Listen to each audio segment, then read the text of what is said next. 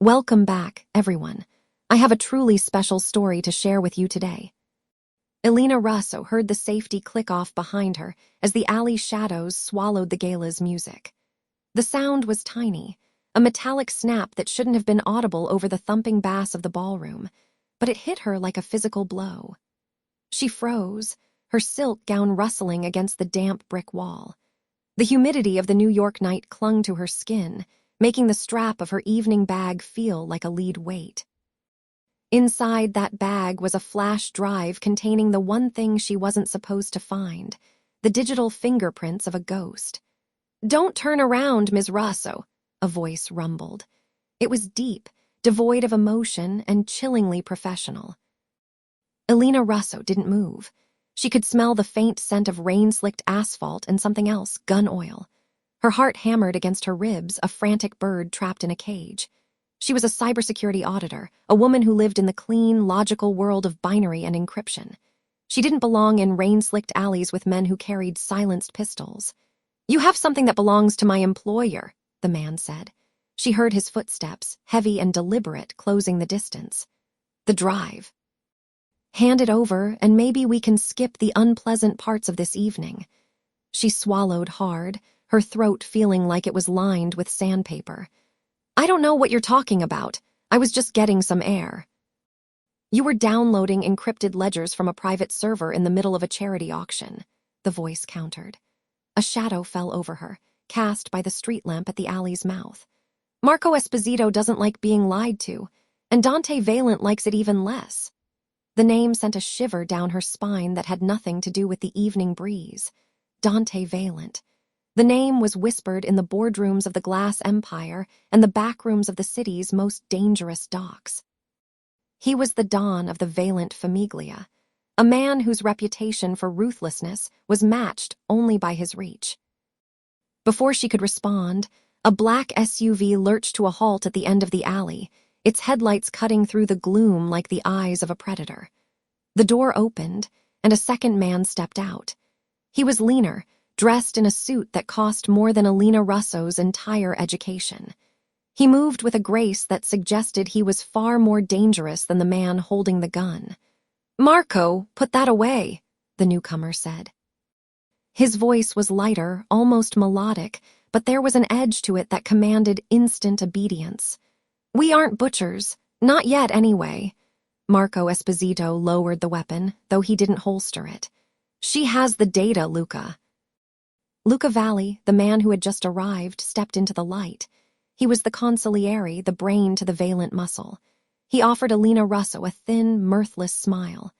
"Ms. Russo, I'm Luca Valli. I believe you've had a very productive evening. Unfortunately, your work has created a bit of a security headache for us. We'd like to discuss a solution." "I'm not going anywhere with you," she whispered, her fingers tightening on the strap of her bag. "I'm afraid that wasn't a request," Luca Valli said softly. He gestured toward the SUV. "The city is a dangerous place for a woman with such valuable information. You're much safer with us." He didn't wait for her answer. Marco Esposito stepped forward, his hand like a vice as he gripped her upper arm. She gasped as he began to steer her toward the idling vehicle. Resistance felt futile. The man was made of granite. As they reached the car, the door was held open for her. The interior smelled of expensive leather and cedarwood. Elena Russo was shoved into the back seat, and the door clicked shut, locking with a finality that made her breath hitch. Luca Valli slid into the seat opposite her, watching her with the detached curiosity of a scientist observing a specimen. "Where are you taking me?" she asked, her voice trembling despite her best efforts to remain stoic. "To the top of the world, Ms. Russo," Luca Valli replied. "Someone is very interested in meeting the woman who managed to crack a Valente firewall in under 6 minutes." The drive was a blur of neon lights and rain-streaked windows. They moved through the city like a ghost ship, cutting through traffic with an ease that suggested the very streets belonged to them. Elena Russo watched the familiar skyline of Manhattan, but it felt different now, hostile, alien. She was no longer a citizen, she was cargo. They arrived at a skyscraper that seemed to pierce the low-hanging clouds. The Valente headquarters was a monolith of glass and steel, a testament to modern power. Marco Esposito escorted her through a private entrance, bypassing the lobby entirely. The elevator ride was silent, the numbers on the digital display climbing higher and higher until they reached the penthouse. When the doors opened, she was led into a space that took her breath away. It was an expanse of marble and floor-to-ceiling glass, overlooking the glittering carpet of New York. The air was cool and smelled of the storm brewing outside. At the far end of the room, a man stood with his back to them, looking out at the city. He was tall, his shoulders broad beneath a charcoal-gray suit jacket. He held a crystal glass of amber liquid, the ice clinking softly as he swirled it. "Dante," Luca Valli said, his tone respectful. "She's here." Dante Valente turned slowly. His face was a mask of aristocratic coldness, his features sharp and strikingly handsome. But it was his eyes that froze the blood in Elena Russo's veins. They were dark, piercing, and filled with an intelligence that seemed to strip her bare. He didn't look like a criminal, he looked like a king. "Elena Russo," he said. His voice was a low, resonant velvet that vibrated in her chest. He didn't move toward her, yet he seemed to occupy all the space in the room. "The girl from the outer boroughs with a genius-level IQ and a penchant for looking where she doesn't belong. I was doing my job," she said, her voice finding a sudden, sharp strength. She refused to let him see her crumble. "Your company hired my firm to find vulnerabilities. I found one."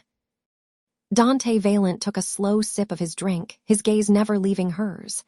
"There is a difference between finding a vulnerability and stealing the contents of a private ledger. One is a service, the other is a declaration of war." "I didn't steal it," she countered. "I secured it. If I could find it, so could your enemies." He walked toward her then, his movements slow and predatory. Marco Esposito stepped back, giving him space. Dante Valente stopped just inches from her, his presence an overwhelming heat. He was much taller than her, forcing her to tilt her head back to maintain eye contact. The scent of cedar and expensive tobacco drifted off him. "And who are my enemies, Elena?" he asked, his voice dropping to a dangerous whisper. "I think you know that better than I do," she replied. A small, dark smile touched his lips. It wasn't a kind look. It was the look of a man who had found a new toy and was deciding whether to play with it or break it. He reached out, his fingers brushing the hair away from her face. His touch was electric, a jolt of pure, terrifying awareness that made her heart skip a beat. "You're brave," he murmured. "Brave or incredibly stupid. I haven't decided which yet." He turned to Luca Valli. "Did she have the drive?" "In her bag," Marco Esposito answered, stepping forward to hand over the evening clutch he had confiscated in the alley. Dante Valente took the bag and emptied its contents onto a nearby marble table. The flash drive clattered against the stone. He picked it up, holding it between his thumb and forefinger as if it were a piece of jewelry.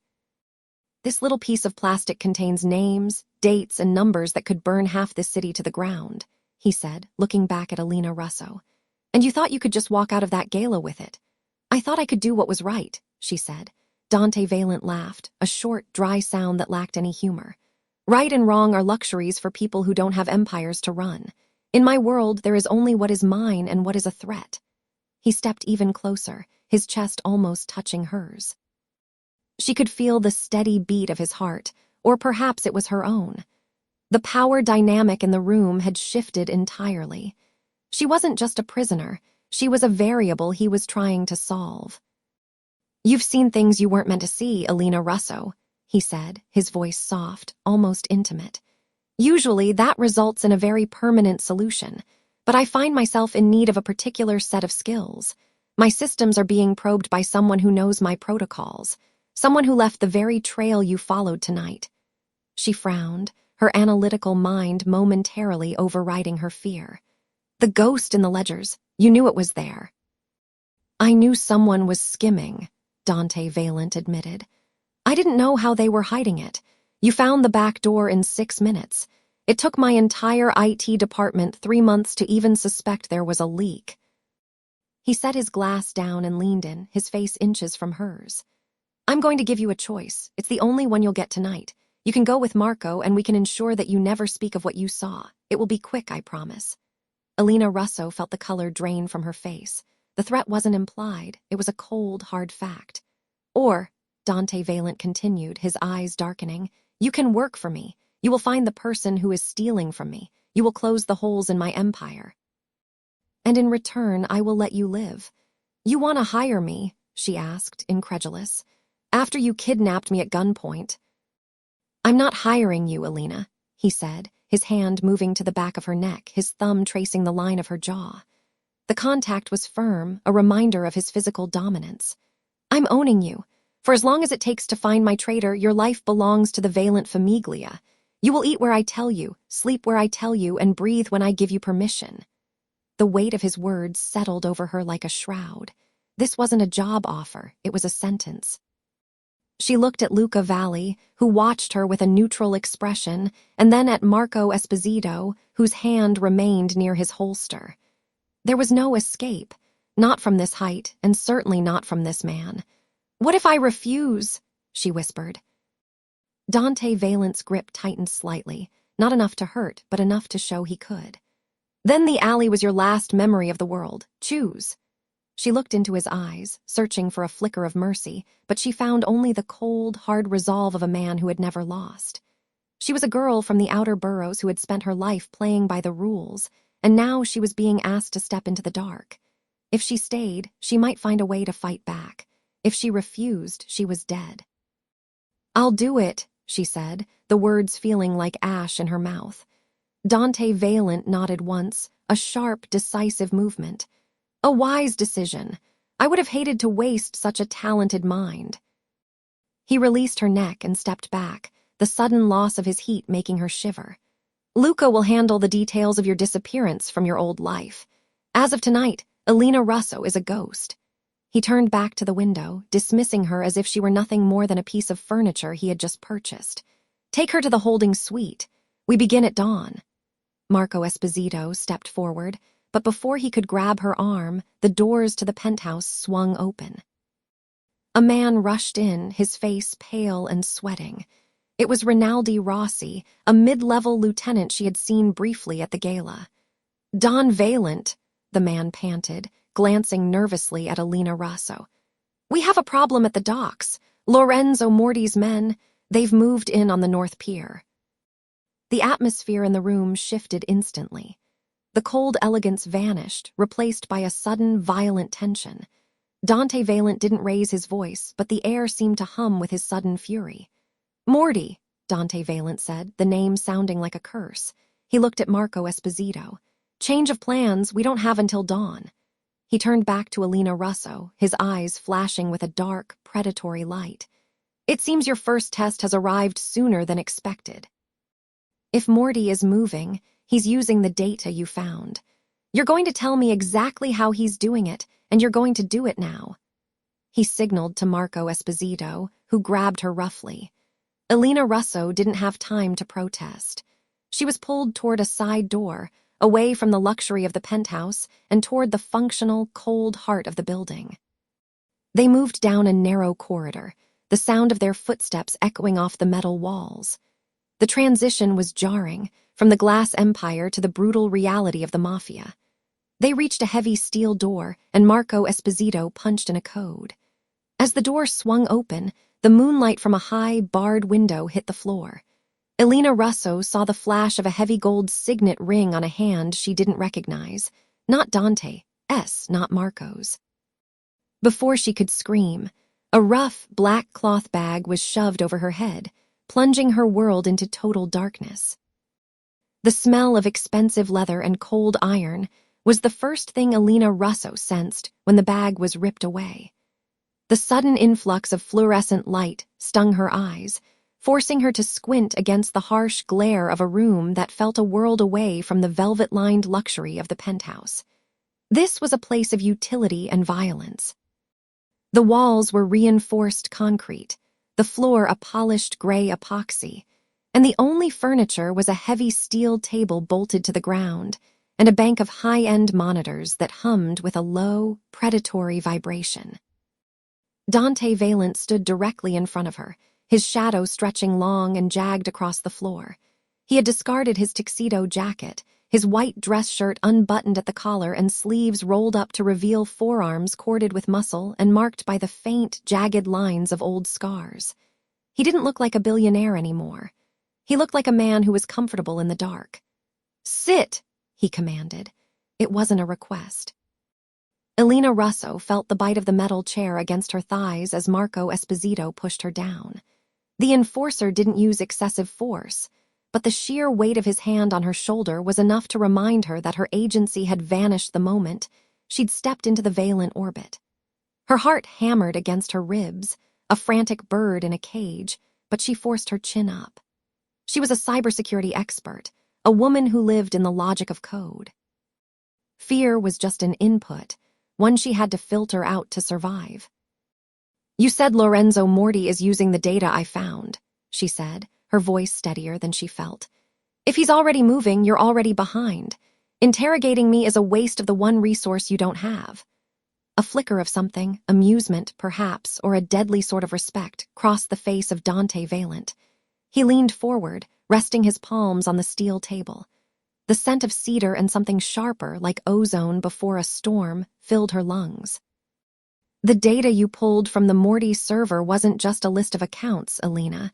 It was an encryption key. My key. He's using your audit to bypass the firewalls of the Valent shipping terminals." The air in the room seemed to thin. She hadn't known. She had been hired to find a leak, told she was working for a private firm investigating corporate espionage. She hadn't realized she was being used as a scalpel to cut open a hole in a mafia empire. "I was told it was a security audit," she whispered. "You were told a lie," Dante Valente replied, his voice dropping to a low, dangerous silk.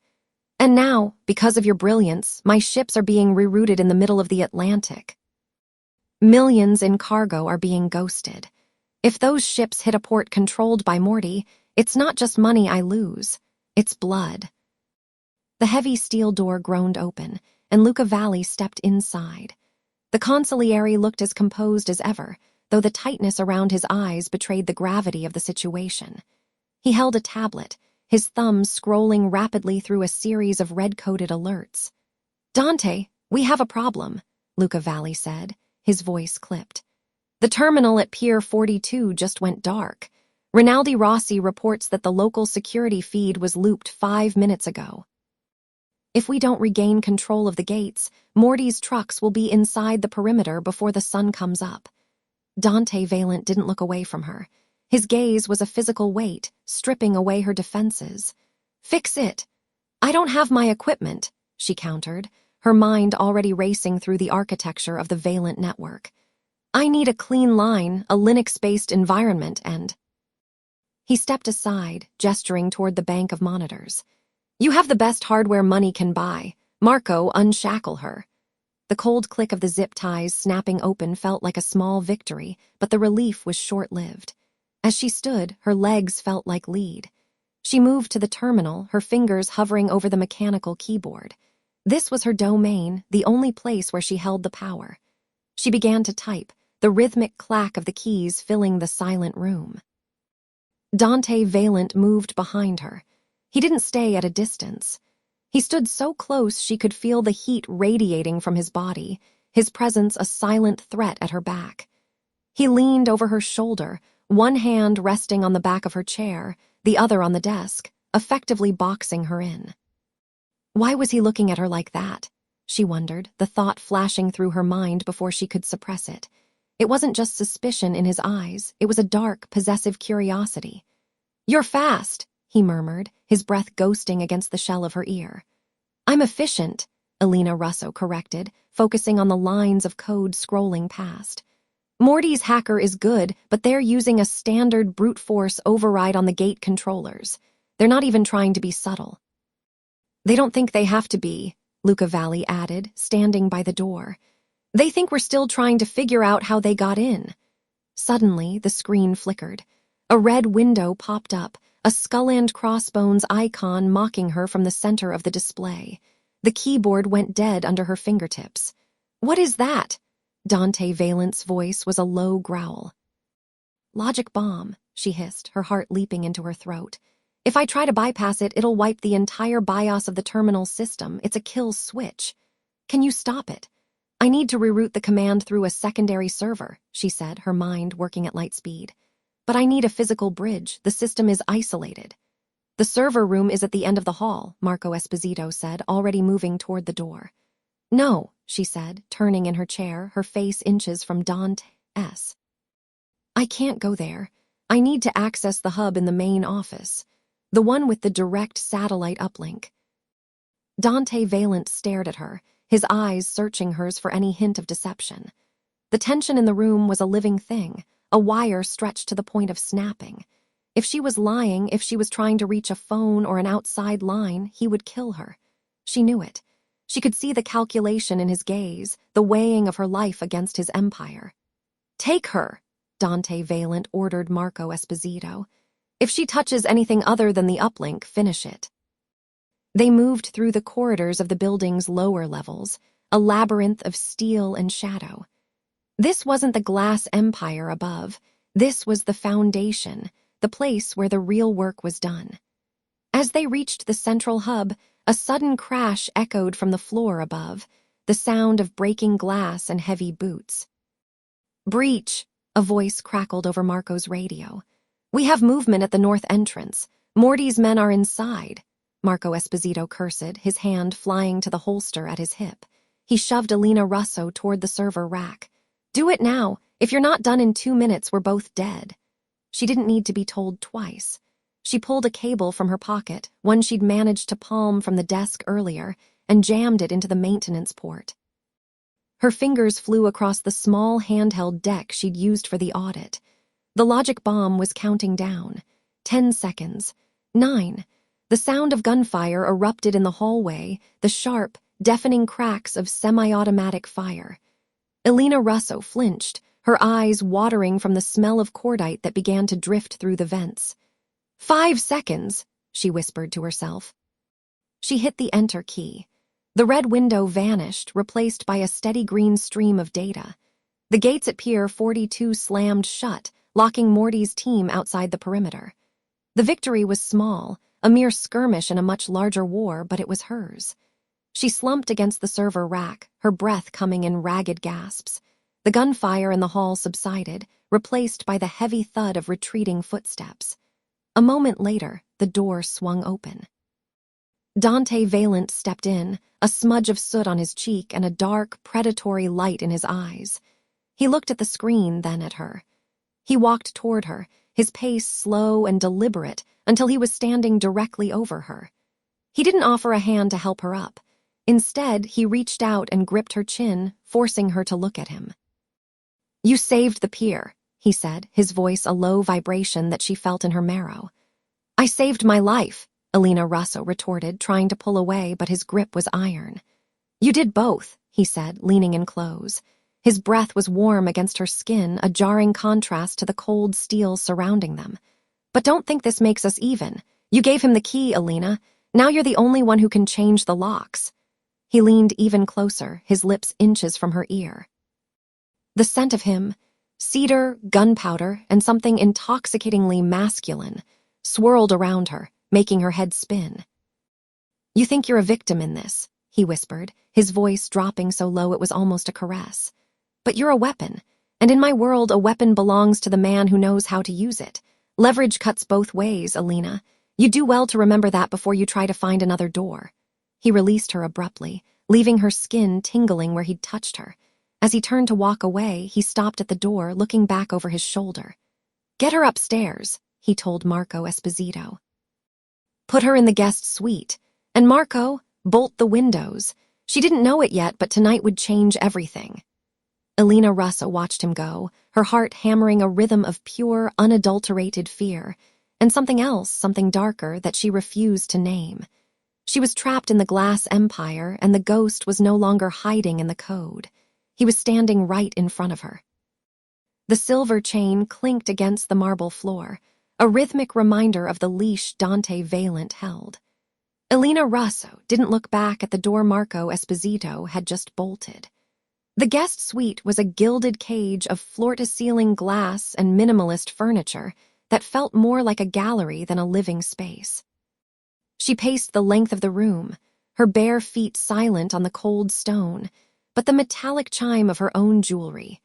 A delicate platinum anklet he'd fastened before the guards led her away, echoed like a funeral bell. She wasn't a guest by name, a prisoner by fact, or a weapon by his design. Not yet. She was a ghost haunting the machine of the Valente Empire, and as she looked out over the Manhattan skyline, she realized the city looked different from this height. Down there, she was a cybersecurity auditor with a ruined reputation. Up here, she was the only person who could see the cracks in the glass. The room was silent, save for the hum of a high-end workstation tucked into a corner of the suite. It was an invitation, a test, or perhaps a trap. Elena Russo approached the desk, her fingers itching. She knew she should stay away. She should sit on the velvet sofa and wait for the next move in this deadly game. But the code called to her. It was the only language she truly understood, the only place where she held the power. She sat, the chair's leather cool against her skin, and woke the monitors. A sleek black interface greeted her. It wasn't a standard operating system. It was a custom build, encrypted with layers of security that would have baffled a government agency. But she recognized the syntax. She saw the logic gates and the nested loops. It was her own work. The ghost protocol she had developed for the Port Authority, the very thing Lorenzo Moretti had stolen and used to frame her. Her heart hammered against her ribs. He hadn't just captured her, he had recovered her life's work. She began to type, her movements fluid and instinctive. She wasn't trying to escape, not through the network anyway. She was looking for the back door she'd built into the original build, a tiny, undetectable flaw that only the creator could exploit. "It's beautiful, isn't it?" The voice came from the shadows near the balcony door. Elena Russo froze, her hands hovering over the keys. She hadn't heard the door open. She hadn't heard him enter. Dante Valente stepped into the light of the monitors, the blue glow sharpening the hard angles of his face. He discarded his jacket, his white shirt unbuttoned at the collar, sleeves rolled up to reveal the dark ink of tattoos crawling up his forearms. He didn't move toward her. He stayed by the window, watching her with an intensity that made the air in the room feel thin. "The way you move through a system," he continued, his voice low and resonant. "It's like watching a predator in high grass. You don't just hack, Elena, you hunt." She forced herself to meet his gaze. "You stole it. You're using my protocols to run your shipments." He took a slow step forward, his movements possessing the predatory grace of a man who never had to hurry because he owned the ground he walked on. "I didn't steal it. I liberated it from the man who was using it to poison this city. Lorenzo, Moretti doesn't understand the nuance of your work. He uses it as a sledgehammer. I prefer a scalpel." "Is that what I am to you? A tool?" She stood up, the chair scraping loudly against the marble. The height difference was staggering, forcing her to tilt her head back. The scent of him, sandalwood, expensive scotch, and the faint, metallic tang of ozone filled her senses, clouding her resolve. Dante Valente reached out, his hand stopping just short of her face. His fingers were scarred, the knuckles slightly bruised, yet there was a strange, controlled gentleness in the way he tucked a stray lock of hair behind her ear. "You are the architect of a world I need to control. Moretti wants to burn the city down to rule the ashes. I want to keep the lights on. But to do that, I need the ghosts to come out of the shadows." He turned away then, walking toward a small bar built into the wall.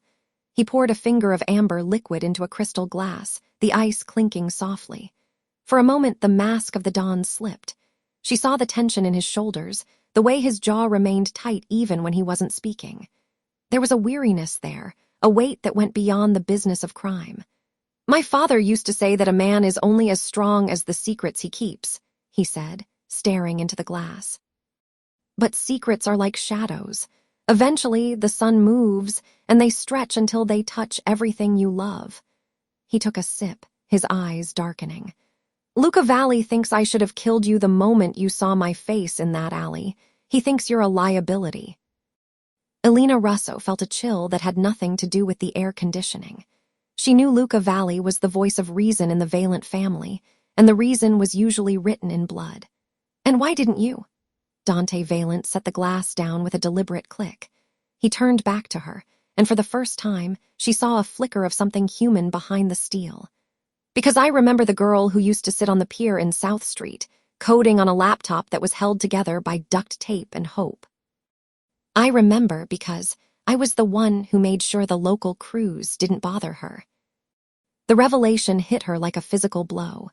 Her mind raced back to those long nights after her father lost everything, when she'd retreated to the docks to lose herself in the digital world.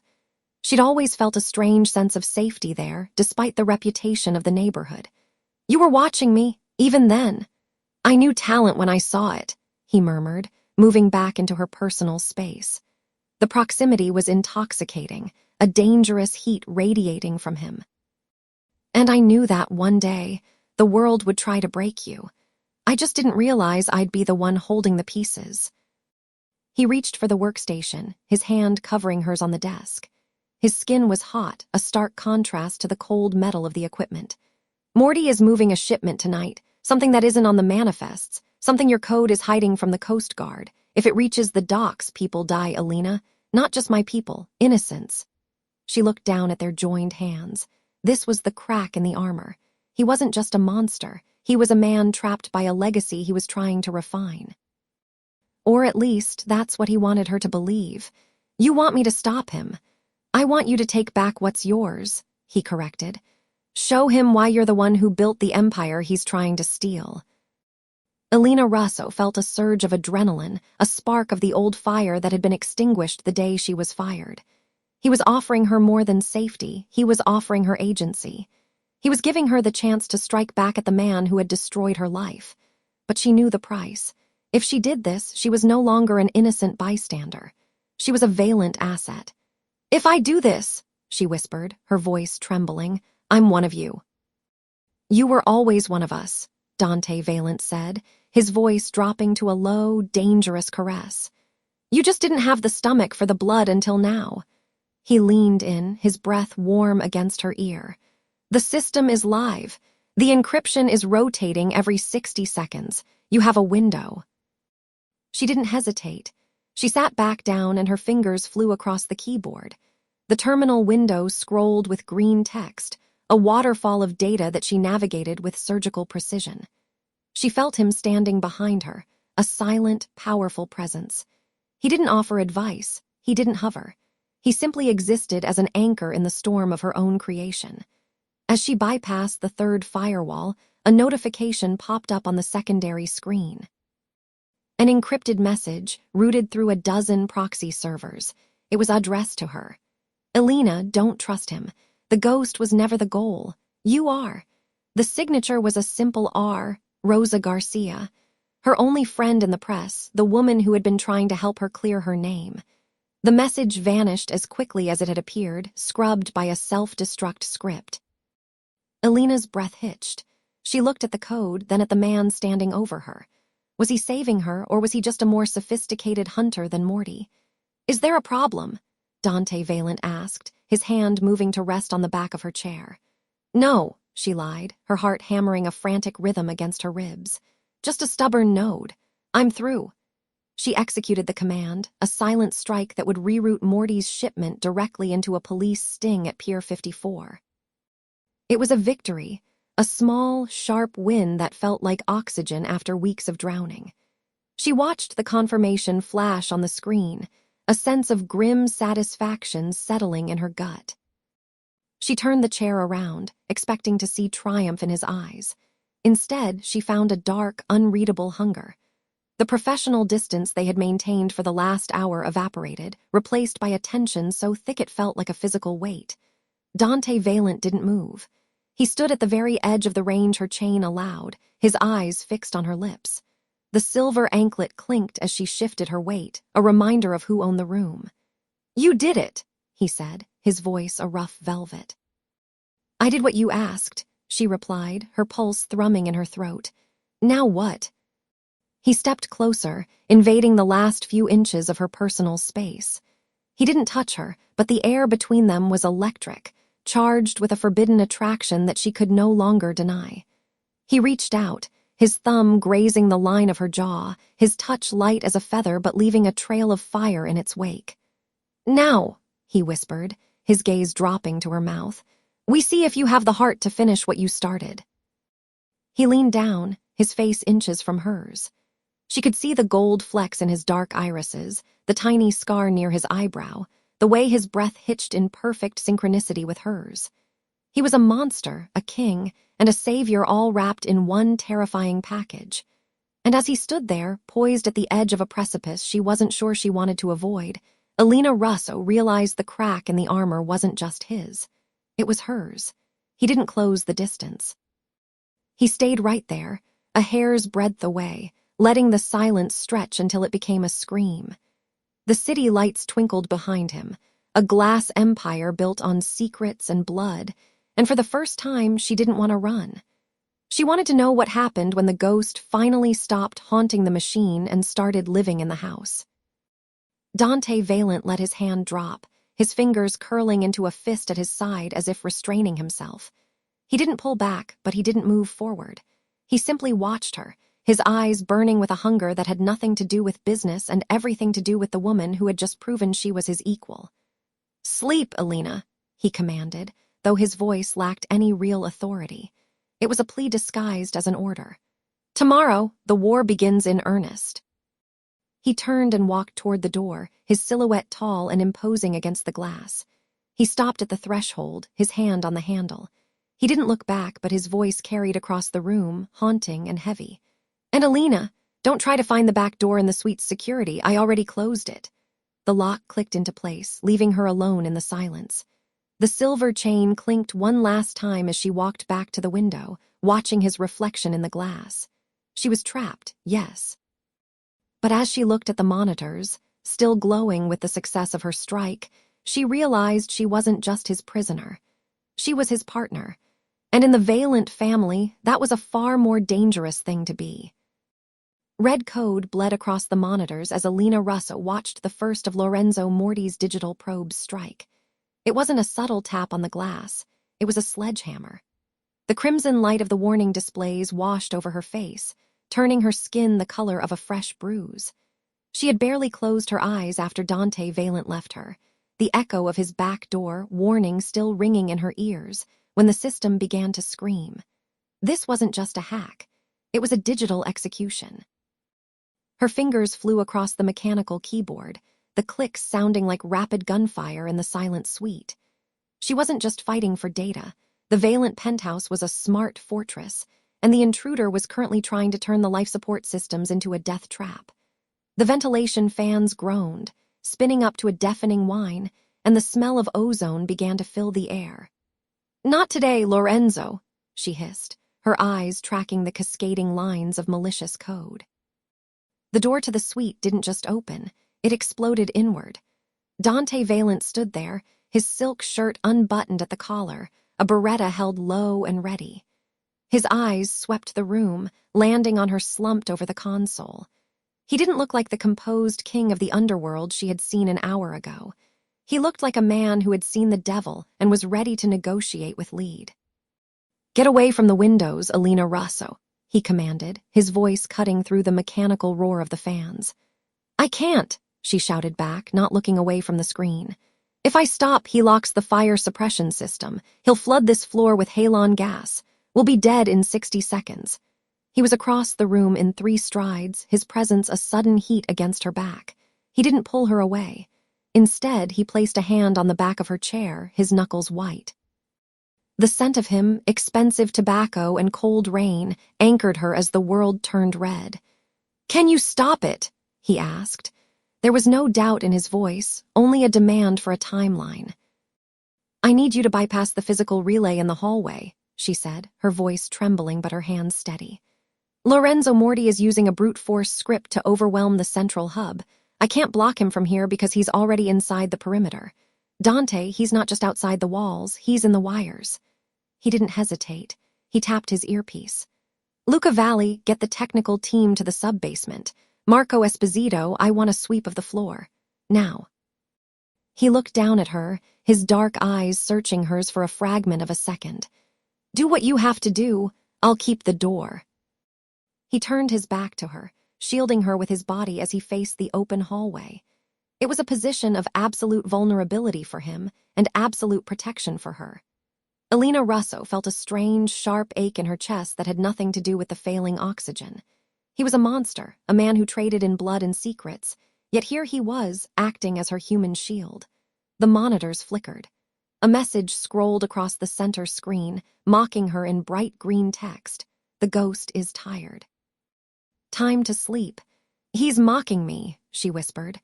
"Don't let him," Dante said, his voice a low growl. "He thinks you're a tool I bought. Show him you're the blade I'm using to cut his throat." The adrenaline spike was a physical jolt. She stopped trying to block the attack and started redirecting it. If Lorenzo Moretti wanted into the fire suppression system, she would give it to him, but she would loop the command back to his own server. She carved through the layers of encryption like a surgeon, her mind narrowing down to a single point of focus.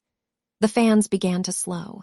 The ozone smell dissipated, replaced by the cool, filtered air of the penthouse. The red lights faded back to a steady, calm blue. She slumped back in the chair, her breath coming in ragged gasps. Her heart was hammering against her ribs so hard it hurt. Dante Valente didn't move for a long minute, his eyes still fixed on the hallway until the radio crackled. "Clear," the voice of Marco Esposito echoed through the room. The physical breach was a distraction. Don Valente.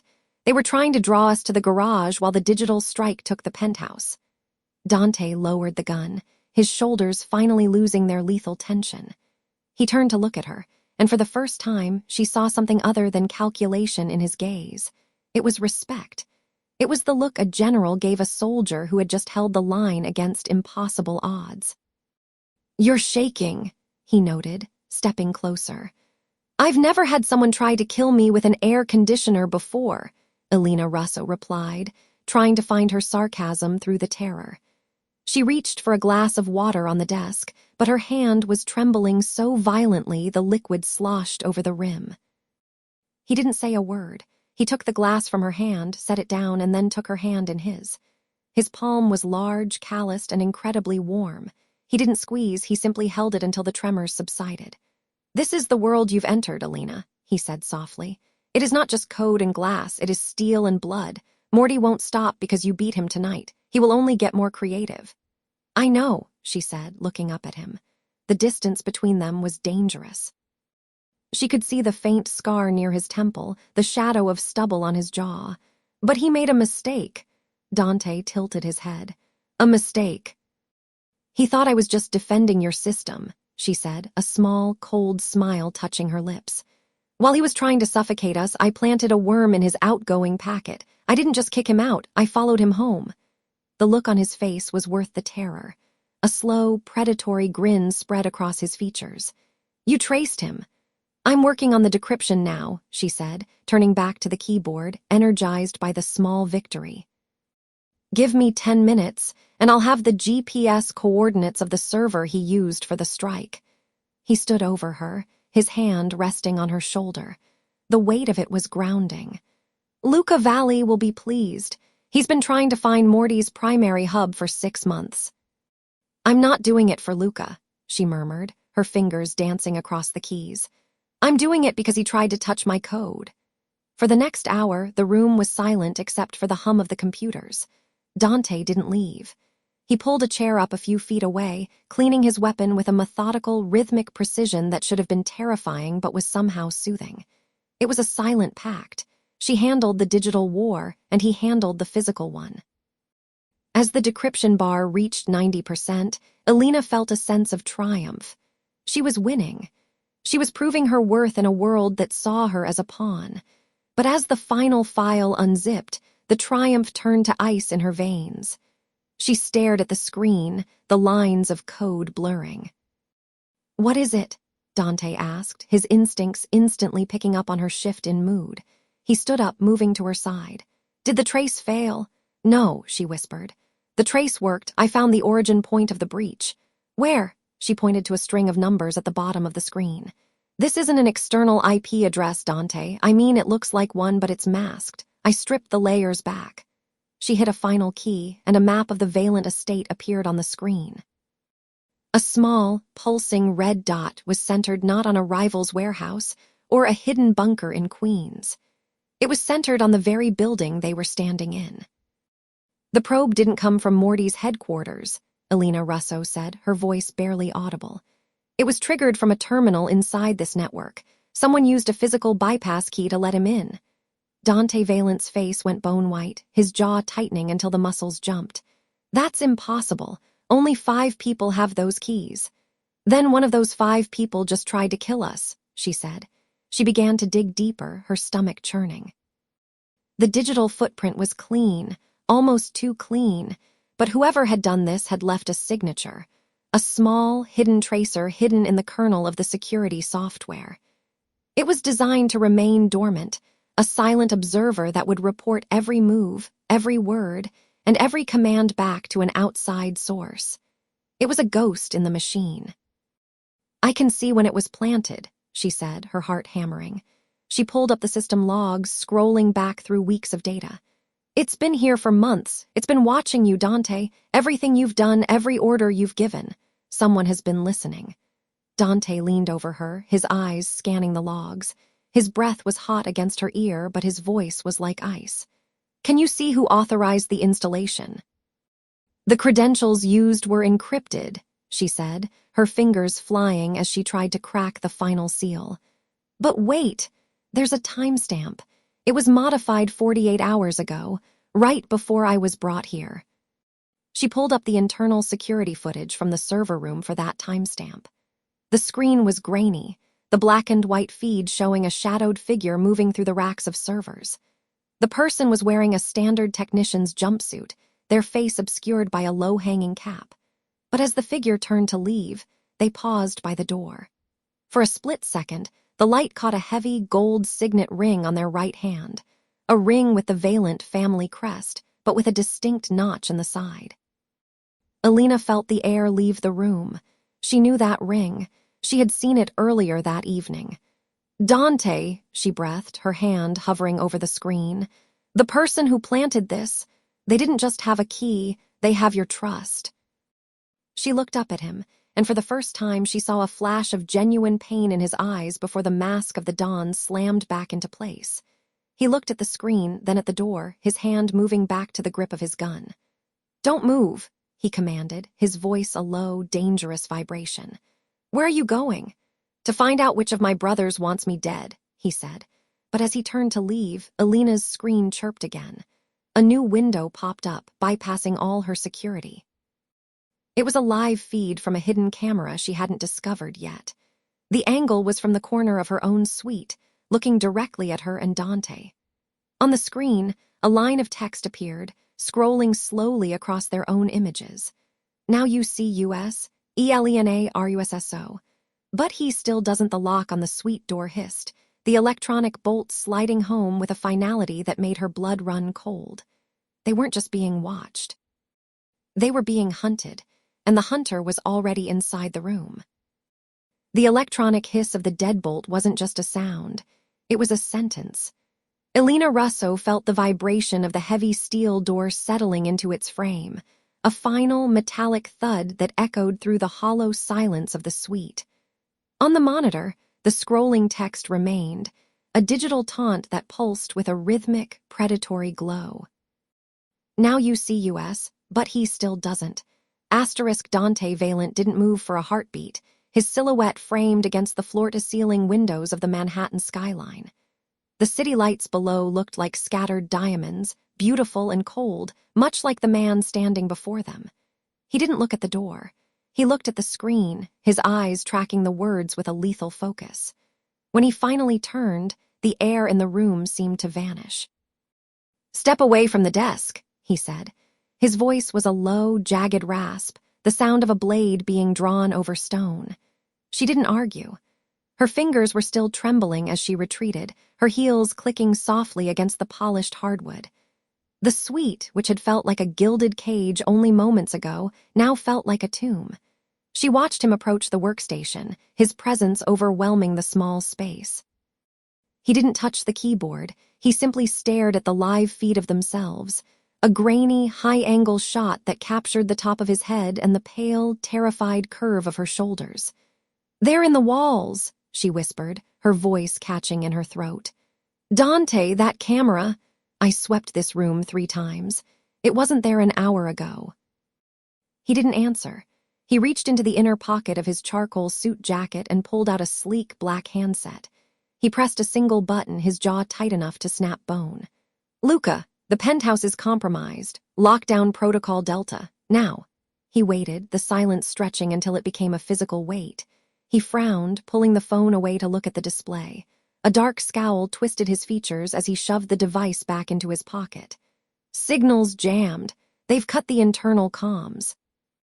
Elena Russo felt a cold sweat break across her skin. "The lock is electronic. If the comms are down, the door is slaved to the main security hub. We're trapped until someone overrides it from the basement."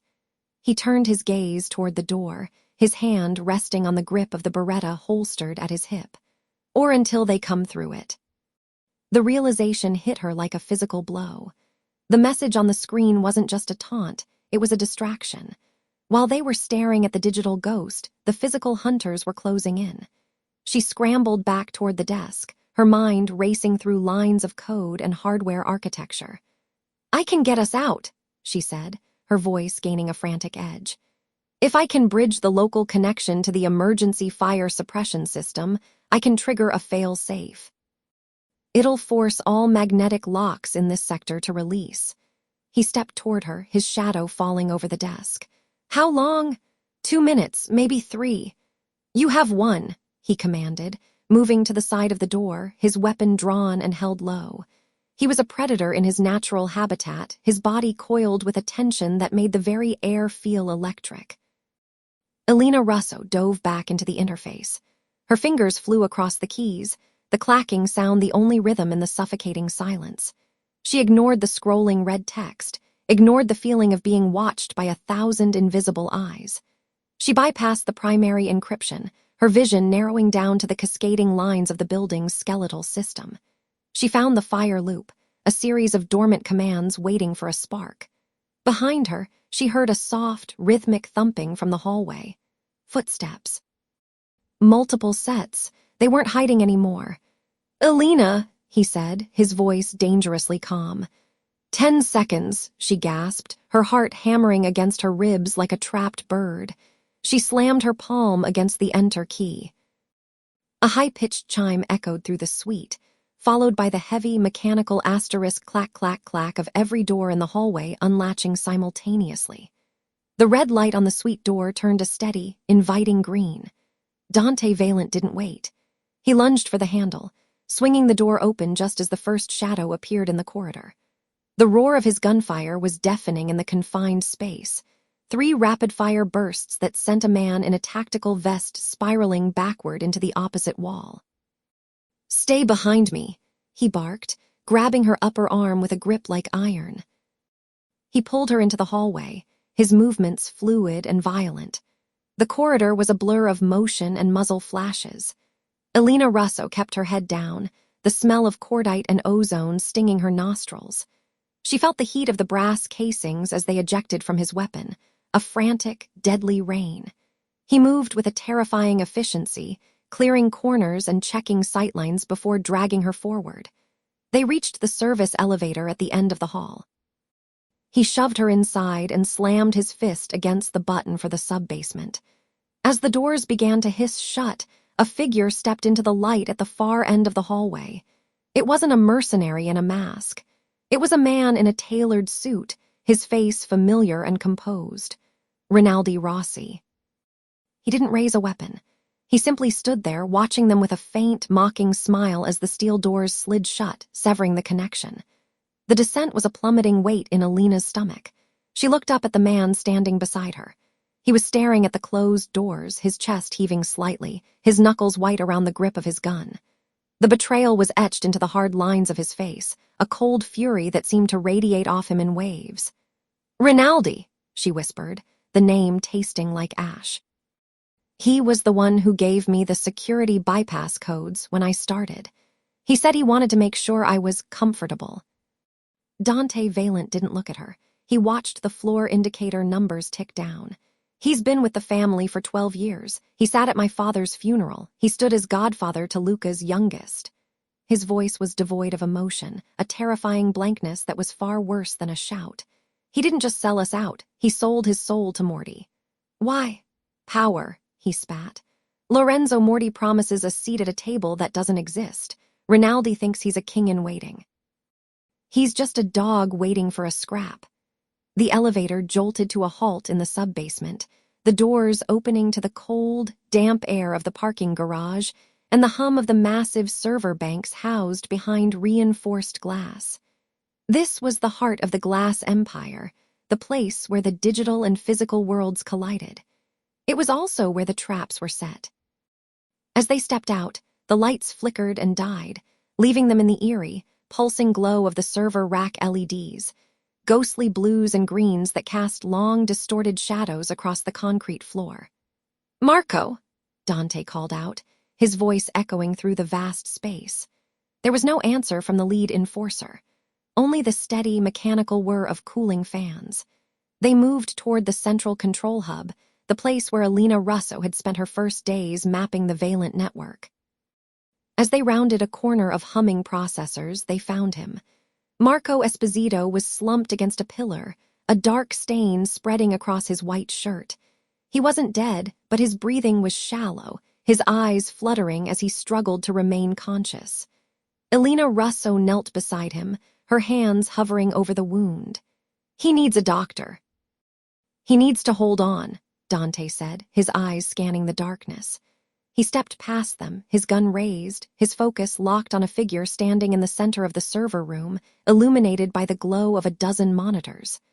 Rinaldi Rossi was leaning against a console, a tablet in his hand. He looked up as they approached, his expression one of mild boredom.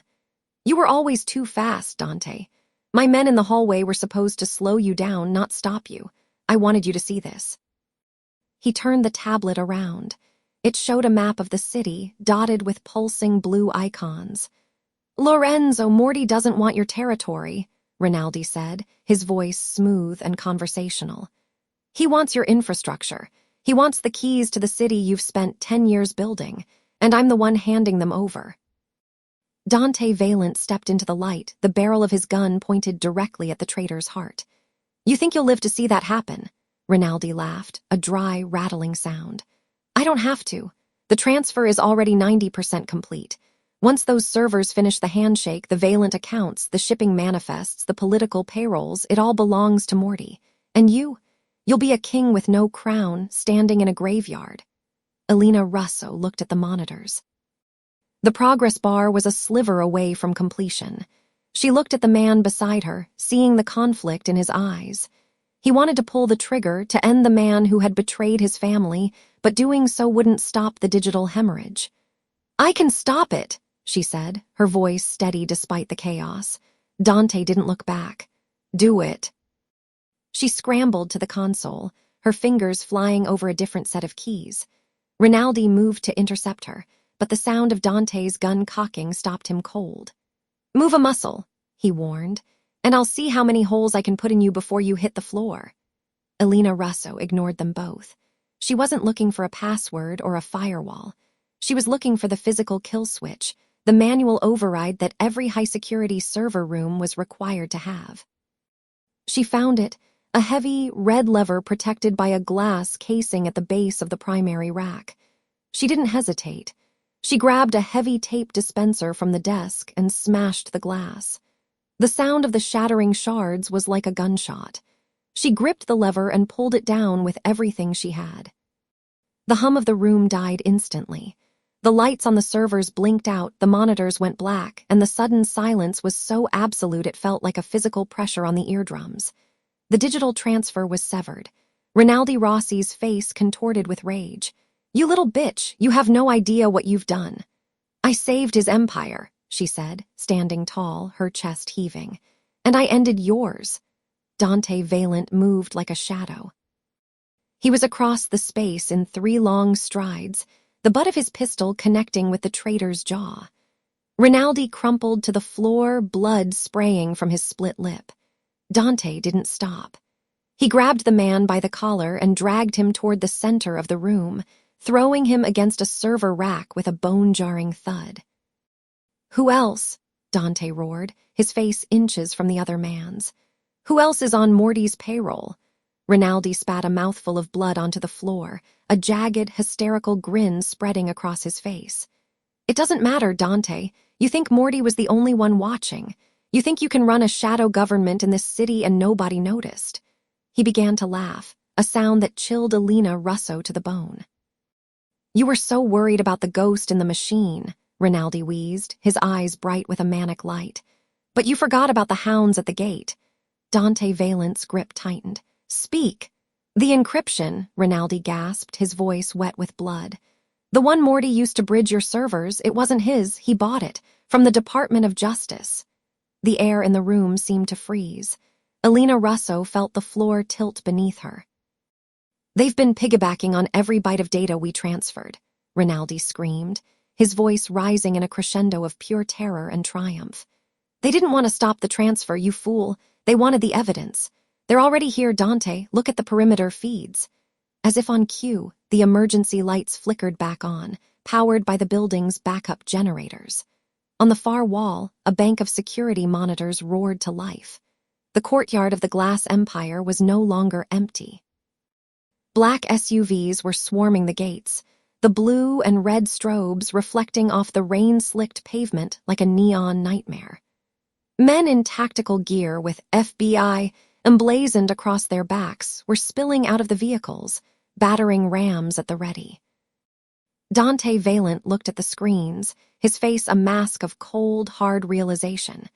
He looked at the woman standing by the console, the woman he had brought into his world, the woman who had just inadvertently handed the keys to his destruction to the federal government. "Elena," he said, his voice a low, dangerous vibration. She couldn't speak. She looked at the screens, then at the man she was beginning to fear she might love, and then at the traitor bleeding on the floor.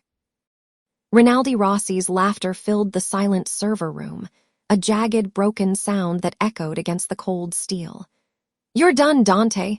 The feds are at the gates, and there's no ghost left to save you." Dante Valente didn't pull the trigger. He looked at the door, then at the woman, his hand moving back to the grip of his gun as the first sound of a breaching charge thundered through the foundation of the building, shaking the very earth beneath them. The Glass Empire was falling, and the shards were sharp enough to kill them all. The blue light of the monitors made Dante Valente look like a ghost as he prepped his weapons. The server room was a tomb of scorched silicon and swirling dust, the air tasting of ozone and the copper tang of Rinaldi Rossi's blood. Above them, the foundation of the Glass Empire groaned, a deep structural protest against the breaching charges that had just shattered the perimeter. "Move," Dante said, his voice a low, jagged rasp that cut through the ringing in Elena's ears. He didn't look at her. He didn't have to. The weight of his fury was a physical presence in the cramped, pulsing space, more suffocating than the smoke beginning to curl from the ruined racks. Elena Russo stumbled, her boots slick on the polished floor. Her mind was a frantic loop of code and consequence. She had tried to help, tried to build a digital shield, but the Fed-level backdoors she'd inadvertently triggered were now a neon map leading straight to Dante's heart. She looked at the man she had begun to trust, seeing only the cold, lethal precision of a Don who had been backed into a corner. He grabbed her arm, his grip firm but not bruising, and hauled her toward the emergency egress. Behind them, Rinaldi Rossi lay slumped against the main console, his dying laughter finally silenced by the rising roar of the facility's sirens. "I didn't know," Elena whispered, the words catching in her throat. "Dante, I swear, the encryption should have." "Save it for the ride," he snapped, shoving a heavy tactical vest into her chest. "Put it on, tight. If you can't breathe, you're doing it right." They burst into the sub-level corridor just as a second explosion rocked the building. The lights flickered, died, and were replaced by the rhythmic, hellish pulse of red emergency strobes. In the crimson flashes, she saw the silhouette of Luca Valli waiting by a reinforced steel door, his face a mask of grim resolve. "The north exit is compromised, Dante," Luca Valli shouted over the din. Morty's people are coordinating with the tactical teams. They aren't here to arrest us. They're here to erase us. Dante Valente didn't hesitate. He checked the chamber of his sidearm, the metallic slide click a final, punctuating sound in the chaos. Lorenzo, Morty thinks he can use the feds as his personal cleaning crew. He's forgotten whose city this is. He turned his gaze to Elena, and for a fleeting second the cold mask slipped. There was a flicker of something raw, betrayal, yes, but also a desperate, possessive need to keep her breathing. He reached out, his thumb grazing the smudge of soot on her cheek before his hand dropped to the grip of his rifle. "Stay behind me," he commanded. "If I tell you to run, you don't look back. You find Rosa Garcia. You tell her everything. Do you understand?" Elena Russo nodded, her heart hammering against her ribs like a trapped bird. The mention of her journalist contact sent a jolt of reality through her. This wasn't just a digital war anymore.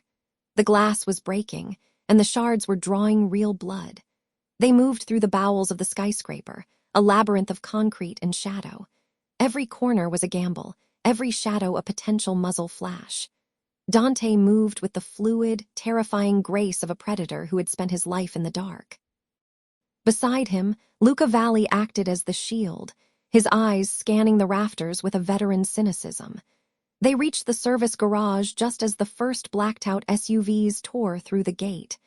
The screech of tires echoed like a scream against the low ceiling. "Get in the car!" Dante roared, shoving Elena toward the armored sedan idling in the center of the bay. Bullets began to chew through the concrete pillars, spitting chips of stone and sparks. Elena dove into the back seat, the smell of expensive leather and gunpowder filling her senses. She watched through the reinforced glass as Dante and Luca returned fire, a synchronized dance of violence that felt jarringly at odds with the man who had shared whiskey and secrets with her only hours before. The car lurched forward, Dante sliding into the driver's seat before the door was even fully closed. He floored the accelerator, the engines growled, drowning out the chaos as they smashed through a secondary exit and into the rain-slicked streets of Manhattan. The city was a blur of neon and gray. Elena sat huddled in the back, watching the lights of the skyscrapers reflect off Dante's hard, unyielding profile. He drove with a terrifying focus, weaving through the midnight traffic as if he could outrun the digital ghost she had unleashed. "Where are we going?" she asked, her voice trembling. "A place where the satellites can't see us," Dante Valente replied. He glanced at the rearview mirror, his eyes narrowing. "Luca, check the secondary frequencies. I want to know exactly how much of the Valente Famiglia is left standing after that breach." Luca Valli worked a tablet in the passenger seat, his brow furrowed. "The docks are dark. Morty's moved into the East River territory. He's claiming the fallout is a federal seizure, but he's the one moving the crates, Dante. He's picking the bones before the body is even cold." The realization hit Elena like a physical blow. Her mistake hadn't just exposed Dante, it had decapitated his empire. The power vacuum she'd created was being filled with the blood of men who had followed the Valente name for generations. "It was the ghost," she murmured, more to herself than them. "The program I found in the server. It wasn't just a sniffer. It was a beacon. Lorenzo, Morty didn't hack you, Dante. He just waited for someone to turn on the lights." Dante's knuckles went white on the steering wheel. The silence in the car became a living thing, heavy and suffocating. He didn't yell. He didn't accuse. That would have been easier to bear. Instead, he simply kept driving, his silence a wall that Elena couldn't climb. They arrived at the villa on the outskirts of the city an hour later. It was a fortress of stone and iron, hidden behind a screen of ancient oaks that clawed at the overcast sky. The air here was colder, smelling of salt and damp earth. As they stepped out of the car, Marco Esposito met them at the perimeter, his submachine gun held at low ready. He looked at Elena with a searing distrust that made her want to shrink into the shadows. "The perimeter is set, Don Valente," Marco Esposito reported, his voice tight. "But the chatter on the encrypted lines is bad. They're calling it the glass fall. Every rival family from here to Jersey is looking for a piece of the wreckage." Dante nodded, his face a mask of stone. Secure the interior. Nobody enters without my direct word. If a bird flies too low over the fence, shoot it down." He turned and walked toward the house, leaving Elena to follow in his wake. The villa, usually a place of quiet, opulent power, now felt like a bunker. The windows were shuttered, and the halls were filled with the hushed, urgent whispers of men preparing for a siege. Dante led her into his private study, a room lined with leather-bound books and the scent of old tobacco. He went straight to the sideboard, pouring 2 fingers of dark amber liquid into a glass. He downed it in one swallow, the muscle in his jaw twitching. "You need to sleep," he said, finally looking at her. His eyes were bloodshot, the dark circles beneath them testament to the weight he was carrying. "I can fix it," Elena Russo said, stepping toward him. "Dante, I can trace the beacon. I can feed the feds a false trail. If you give me a terminal, I can." He was across the room in a heartbeat, his hands slamming onto the desk on either side of her, pinning her in place. The scent of cedar and whiskey rolled off him in waves. "You've done enough, Elena," he hissed, his face inches from hers. "My men are dead because of your fixing. My father's legacy is being torn apart by scavengers because you couldn't stay away from a door that was locked for a reason." "I was trying to save you," she cried, her voice breaking. "I saw the probe from Morty. I thought if I could isolate it." "You thought you were the smartest person in the room," Dante interrupted, his voice dropping to a dangerous, vibrating whisper. "But in this world, being smart doesn't keep you alive. Being loyal does. And right now, I'm looking at the woman who handed my head to the executioner on a silver platter." Elena felt the sting of tears, but she refused to let them fall. She met his gaze, seeing the agony beneath the anger. He wasn't just mad at her, he was terrified for her. He had brought a civilian into a war zone, and the civilian had accidentally fired the first shot. "Then kill me," she challenged, her voice a fragile thread of defiance. "If I'm the traitor, if I'm the liability, then do what you do to people who fail you. End it, Dante." His eyes searched hers, a storm of conflicting emotions warring behind the dark iris. His hand rose, his fingers tangling in the hair at the nape of her neck. For a moment, she thought he might actually do it. She thought he might crush the life out of her just to stop the pain of what was coming. Instead, he pulled her forward, his mouth crashing against hers in a kiss that tasted of desperation and salt. It wasn't gentle. It was a claim, a collision of 2 people who were drowning and trying to use each other as a life raft.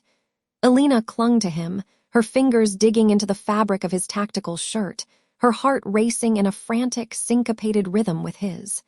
He pulled back, his forehead resting against hers, his breath coming in ragged hitches. "I should have left you in that alley," he whispered. "But you didn't," she replied.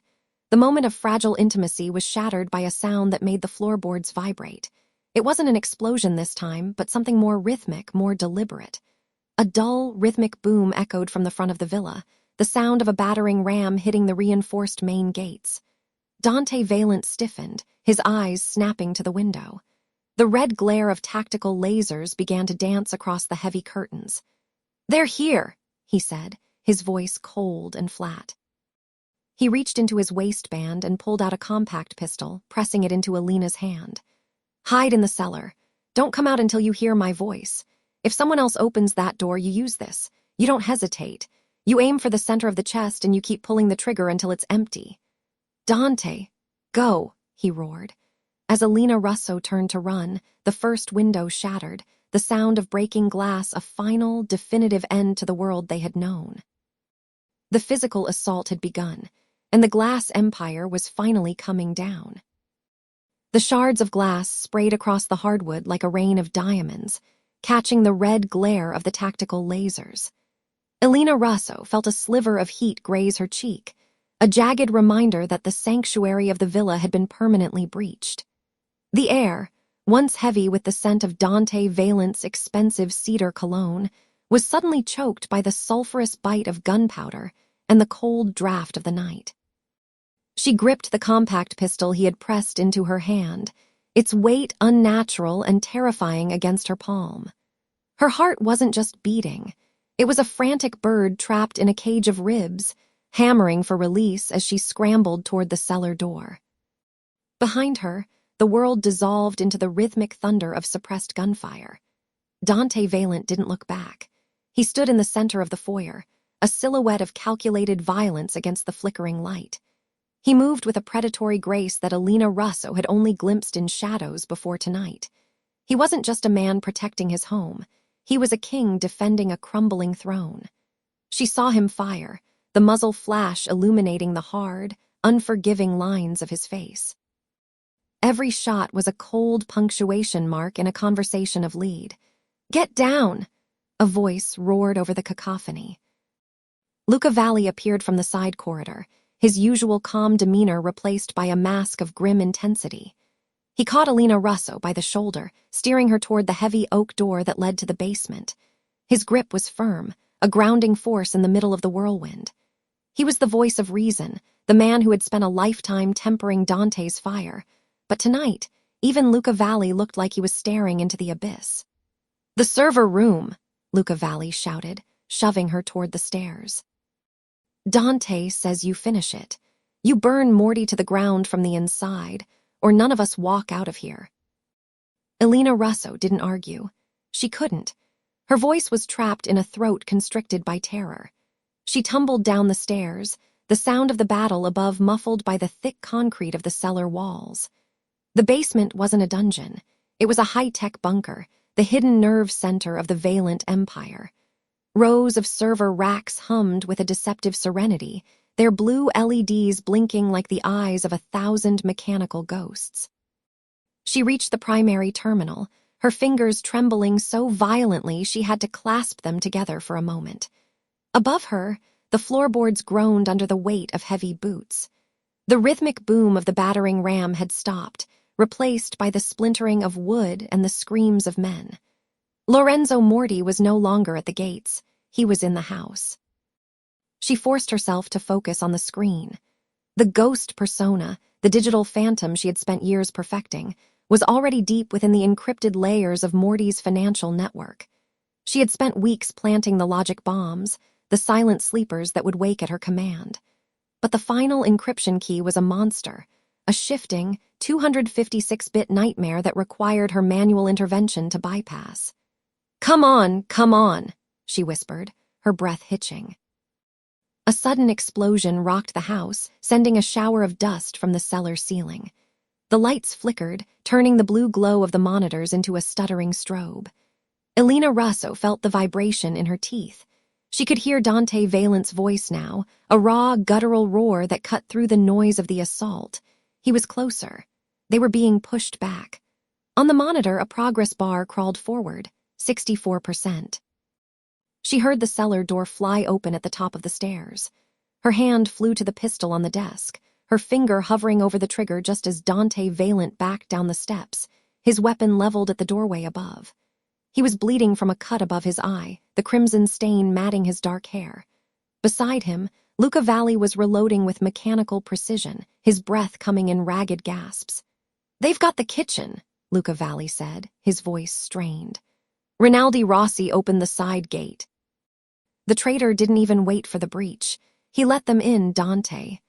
Dante Valente's jaw tightened, a muscle leaping in his cheek. The betrayal of Rinaldi Rossi wasn't just a tactical blow, it was a poison. "I'll deal with Rinaldi later. Right now, we hold the stairs. Elena, how long?" 3 minutes, Elena Russo cried out, her fingers flying across the mechanical keyboard. The clicks were like gunfire in the small space. "The feds are already monitoring the perimeter nodes. If I hit execute now, the data dump will go straight to the RICO task force, but Morty's firewall will trace the source back to this IP in seconds. They'll know exactly where we are." "They already know where we are," Dante Valente countered, his eyes never leaving the door. "Burn it all. Leave nothing for them to scavenge." A flashbang grenade bounced down the stairs, its metallic clatter a herald of doom. "Cover!" Luca Valli screamed. He lunged forward, throwing his weight against Dante Valente just as the device detonated. The world turned into a blinding white void and a high-pitched whine that erased all sound. Elena Russo was thrown back from the terminal, her head slamming against the cold metal of a server rack. For a heartbeat, There was only the smell of burnt ozone and the taste of copper in her mouth. As her vision cleared, she saw the silhouettes of Morty's enforcers, the wolves, shadows moving through the smoke at the top of the stairs. They began to descend, their suppressed weapons spitting silent death. Dante Valente was on one knee, shaking his head to clear the stars. But Luca Valli hadn't moved. He was slumped against the bottom of the stairs, his chest a map of red. The wolves had been aiming for the boss, but the consigliere had taken the debt. "Luca," Dante Valente's voice was a jagged shard of grief. He scrambled to his friend's side, dragging him behind the heavy steel desk that served as Elena's workstation. Elena Russo crawled toward them, her knees scraping the concrete. She saw the way Luca Valli's hand clutched at Dante's sleeve, his knuckles white, his breath bubbling with the sound of a punctured lung. "Don't!" Luca Valli coughed, blood flecking his lips. The light in his eyes was fading, flickering like a candle in a gale. "Don't stop, Dante." "The girl, she's the key. Protect the ghost." "Stay with me, Luca," Dante Valente pleaded, a sound Elena Russo never thought she'd hear from a man like him, desperation. "That's an order, damn it. Stay with me." Luca Valli managed a small, tragic smile. His fingers tightened one last time on Dante's arm. "You were—" "Always too loud, Dante. Listen to the silence for once." His head fell back against the metal desk with a dull thud. The tension left his body all at once, his hand sliding from Dante's sleeve to the floor. The voice of reason was gone. The man who had kept Dante Valente human lay dead in a cellar, sacrificed for a war that was only beginning. Dante Valente didn't move for 3 long seconds. The silence he had been told to listen to was deafening. Then he stood up. The man who rose from behind that desk wasn't the lover who had touched Elena Russo's hair in the library. He wasn't the strategist who weighed risks. He was a force of nature, a dark god of vengeance. He stepped out from behind the cover, his pistol raised. He didn't take cover. He didn't flinch. He walked into the hail of bullets coming down the stairs and returned fire with a terrifying, pinpoint accuracy. "Finish it, Elena," he roared, his voice vibrating with a lethal promise. Elena Russo scrambled back to the terminal. Her vision was blurred by tears she didn't have time to shed. She looked at the screen. 92%. The wolves were screaming now as Dante Valente tore through them. He was a wraith in the smoke, a nightmare in the blue light, but more were coming. She could hear the heavy thud of boots on the floor above, Lorenzo Moretti's reinforcements. They were pouring into the villa like a flood. Her fingers danced over the keys, entering the final override codes. She was no longer just Elena Russo, the girl caught in a crossfire. She was the architect of Morty's ruin. She felt a cold, sharp clarity take over. Every bank account, every shell company, every list of trafficked victims and bribed officials, she bundled them into a single, massive digital executioner's axe. "Almost there," she hissed. A bullet ricocheted off the monitor's casing, showering her with sparks. She didn't flinch. She couldn't afford to. Dante Valente was at the base of the stairs, his ammunition spent. He dropped the pistol and pulled a serrated combat knife from his belt, meeting the first man to reach the bottom with a brutality that made Elena's stomach turn. It was primal. It was the glass empire shattering into 1,000 jagged pieces. "Done," Elena Russo whispered. The screen flashed a single word in stark white text. "Ready." She looked up. Dante Valente was pinned against the wall, 2 men struggling to hold his arms while a third raised a weapon to his head. Through the smoke, a new figure appeared at the top of the stairs. Lorenzo Moretti. He looked down at the carnage with a smirk of ultimate triumph, his polished shoes stepping over the bodies of his own men. "The ghost and the king," Lorenzo Moretti called out, his voice smooth and mocking. "A tragic end to a pathetic reign. Give me the drive, Elena Russo, and I might let him live long enough to watch you bleed." Elena Russo looked at Dante Valente. His eyes were fixed on her, dark and intense. He didn't look like a man who wanted to be saved. He looked like a man waiting for a signal.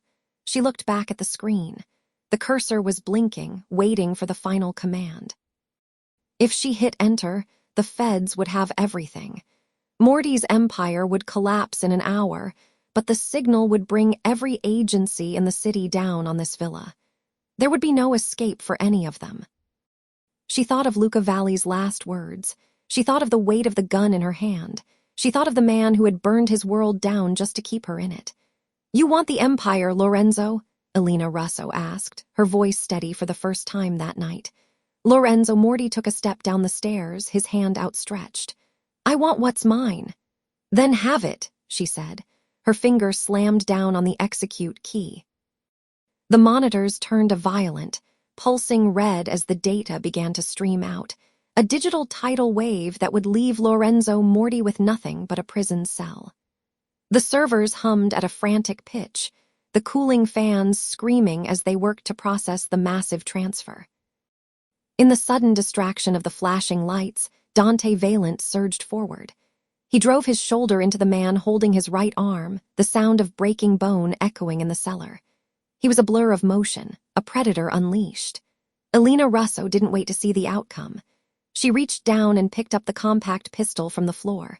She didn't hold it with trembling hands anymore. She held it the way Dante had taught her, firm, steady, with her eyes fixed on the target. She leveled the weapon at the man aiming at Dante's head. "Elena, don't!"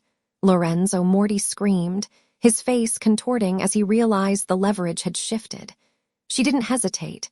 She didn't think about the girl she used to be, the auditor who followed rules and lived in the light. That girl had died the moment the first window shattered. She pulled the trigger. The recoil kicked against her arm, a sharp physical jolt that anchored her to the reality of the moment. The man dropped. Dante Valente spun, catching the second enforcer in a chokehold that ended with a sickening snap. The data transfer bar hit 100%.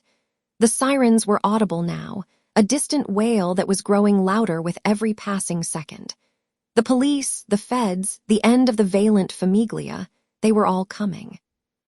Lorenzo Moretti stared at the screens, his face pale as he watched his life's work evaporate into strings of binary code. He looked at Elena Russo, then at the blood-soaked man standing over the bodies of his men. He turned to run, but Dante Valente was already moving, a shadow rising from the red mist. Elena Russo stood in the center of the humming servers, the gun heavy in her hand and the weight of Luca Valli's death heavy in her heart. She looked at the execute confirmation on the screen. The ghost had finally spoken, and the Empire was in ruins. She turned her gaze to the stairs, where the silhouette of Dante Valente was closing in on the man who had started it all. The crisis wasn't over. It was just changing shape. As the first blue and red lights began to flash against the cellar windows from the outside world, she realized they weren't just fighting the Mafia anymore. They were fighting time, and time was a far more ruthless enemy. The cellar was a tomb of humming silicon and cooling blood. Elena Russo gripped the cold steel of the Beretta, her knuckles white as the blue emergency lights of the server racks strobed against the walls. Across the room, Dante Valente moved like a predator through the haze of smoke and ozone. He didn't look like a king anymore. He looked like an executioner. Lorenzo Moretti backed away, his polished shoes slipping on the wet floor. The man who had tried to build a throne out of human suffering and stolen data was reduced to a trembling shadow. He reached the edge of the server dais, his hands clawing at the air as if he could pull the deleted files back from the void. "It's gone, Lorenzo," Dante Valente said, his voice a low, terrifying rasp that cut through the whine of the cooling fans. He stepped into the light, the blood on his cheek drying into a dark mask. "The Empire, the ledger, the names, you're a king of nothing." "I can rebuild it," Moretti screamed, his voice cracking. "I have offshore accounts. You have a debt," Dante interrupted, stepping within arm's reach. "And the interest was paid in Luca Valli's blood." Elena Russo felt a sharp pang at the mention of the name. The weight of the last hour pressed down on her chest, making every breath a struggle. She looked at the execute confirmation still glowing on the primary monitor. She had done it. She had erased the ghost in the machine, but the cost was carved into the silence where Luca Valli's voice should have been. Outside, the wail of sirens grew louder, the red and blue flashes reflecting off the high, narrow windows of the cellar. The police were minutes away. The Valente Famiglia's grip on the city was shattering along with Morty's. Dante didn't look at the windows. His focus was entirely on the man cowering before him. He reached out, his hand closing around Morty's throat with the slow, deliberate pressure of a closing vice. "Dante, stop," Elena Russo whispered, her voice trembling. She stepped forward, the gun lowering slightly. "The police! If they find you like this, there's no coming back." He didn't turn. His shoulders were a rigid line of tension.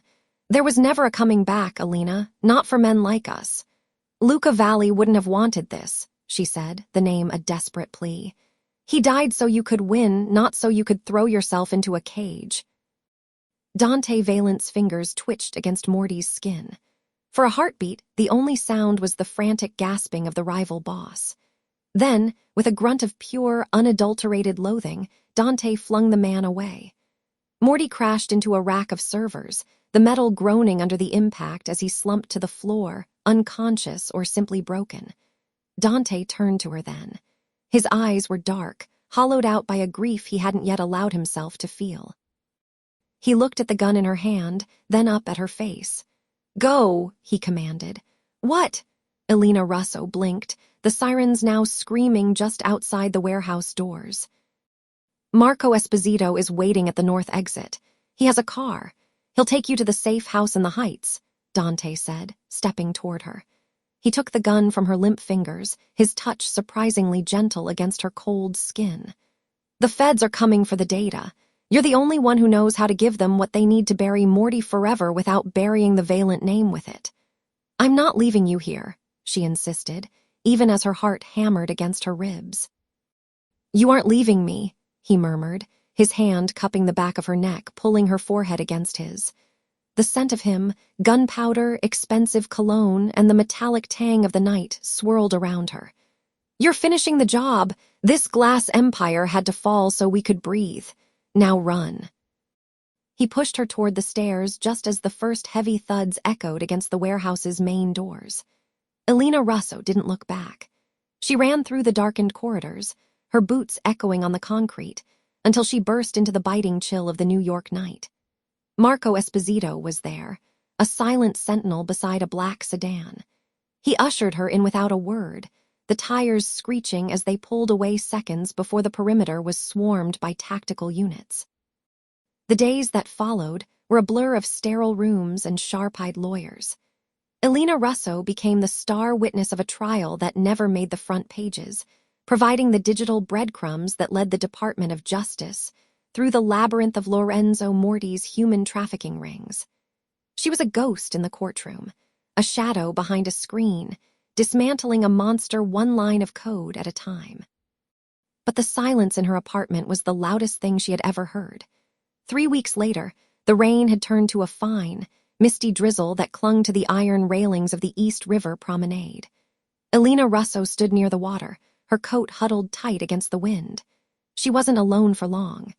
The soft click of leather soles on the pavement signaled his arrival before he spoke. "The charges against the Valente estate were dropped this morning," Dante Valente said, stepping up to the railing beside her. He looked different. The sharp, tailored suits had been replaced by a dark wool coat, and the edge of his jaw seemed less like a weapon and more like a burden. "And Morty?"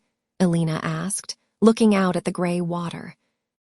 "He won't be seeing the sun again. The evidence you provided was comprehensive."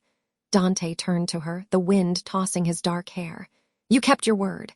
"I did it for Luca Valli," she said softly. "He was the only one who believed there was something worth saving in all of this." Dante flinched at the name, a small, nearly imperceptible movement. "He was the best of us, the only one who saw the cliff before we drove over it." They stood in silence for a long moment, the city humming behind them. The glass empire was gone. The high-tech surveillance, the digital extortion, the cold, calculated control, it had all burned in that cellar. What remained was the old way, the blood and the bone of the streets, and a woman who had seen too much of both. "What happens now?" Elena Russo asked. "The Famiglia is restructuring," Dante said, his voice heavy. "We're moving back into the light, legitimate holdings. Construction, shipping, no more ghosts, no more glass." He reached into his pocket and pulled out a small, velvet box. He didn't open it. Instead, he placed it on the railing between them. This was in the Valente vault. It belonged to my mother. Luca Valli told me once that if I ever found a woman who could see through me and still choose to stay, I should give it to her. Elena looked at the box, then at the man who had been both her captor and her savior. The power dynamic had shifted. He wasn't the boss of a digital shadow world anymore. He was just a man standing in the rain, offering a piece of a past he was trying to outrun. "I can't go back to who I was, Dante," she said, her voice catching. "The girl who walked into that gala, she's dead." "I know," he replied, stepping closer, his presence a familiar heat against the cold. "Neither can I, but maybe we can be something else." He reached out, his fingers brushing the hair back from her face. The touch was no longer a claim, it was a question. Elena Russo felt the pull of him, that dark, magnetic gravity that had defined her life for months.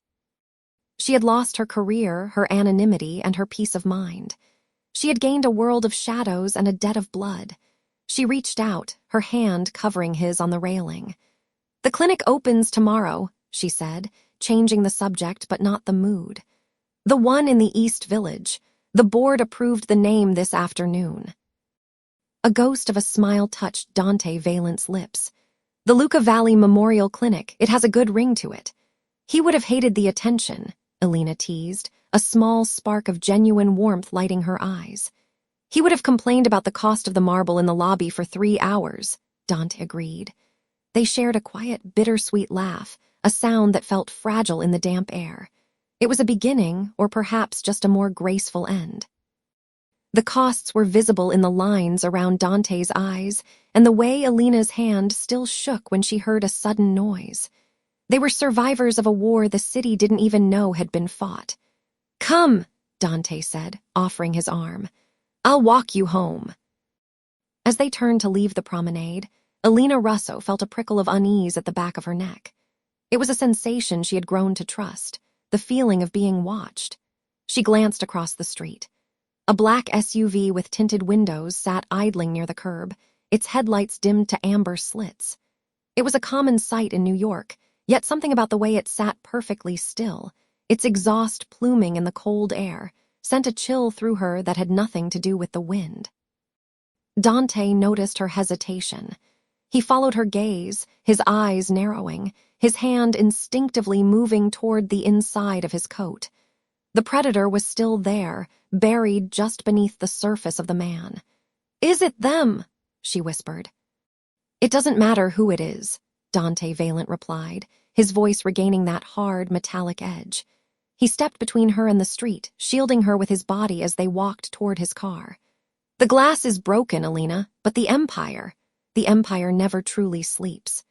They reached the sedan, and Marco Esposito held the door open, his eyes scanning the street with practiced intensity. As the car pulled away, Elena Russo looked out the rear window. The black SUV didn't follow. It simply sat there, a dark sentinel in the rain, watching them disappear into the neon-lit maze of the city. The battle was over, the reckoning had passed, but as Elena Russo leaned her head against the cool leather of the seat, she realized that in the world of the Valente Famiglia, peace was just the silence between two screams. She took Dante's hand, her fingers locking with his, and closed her eyes. They were together for now. And in the dark, that was the only currency that mattered.